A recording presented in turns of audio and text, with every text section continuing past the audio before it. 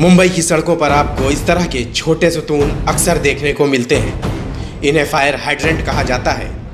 महकमा फायर आग लग जाने के बाद हंगामी हालत में इसका इस्तेमाल करते हैं। फायर हाइड्रेंट आग लग जाने के बाद बड़ा ही कारआमद साबित होता है। लेकिन एक बुरी खबर है, मुंबई में मौजूद 10,000 फायर हाइड्रेंट में से सिर्फ 300 ही काम कर रहे हैं। ऐसी जानकारी RTI से हासिल की गई है। पूरे मुंबई शहर के अंदर 10,000 फायर हाइड्रेंट लगाए गए हैं और वर्किंग के अंदर 300 है, लेकिन 300 भी मैं समझता हूँ कि 3 भी नहीं होंगे वर्किंग के अंदर, क्योंकि आज भी पूरे मुंबई शहर के अंदर जब से 2010 से आज तक जितनी भी आग लगी, एक भी फायर हाइड्रेंट से आग नहीं बुझाई गई है। इससे भी हैरान कर देने वाली बात यह है कि BMC इन्हें दुरुस्त करने के नाम पर हर साल 50 करोड़ रुपए भी खर्च करती है।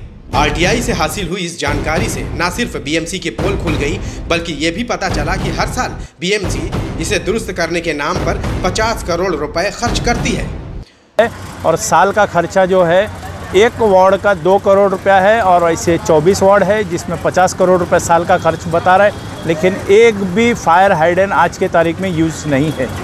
बावजूद इसके ये सारे बेकार हालत में BMC के बेहिसी और सफाकी बयां कर रहे हैं।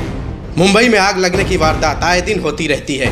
महकमा फायर जब जाए वारदात पर पहुंचकर आग बुझाने का काम करता है तो इस तरह के फायर हाइड्रेंट में जब पानी के पाइप जोड़ते हैं तो वहां से पानी की सप्लाई नहीं होती, जिसकी वजह से बड़ा जानी और माली नुकसान हो जाता है।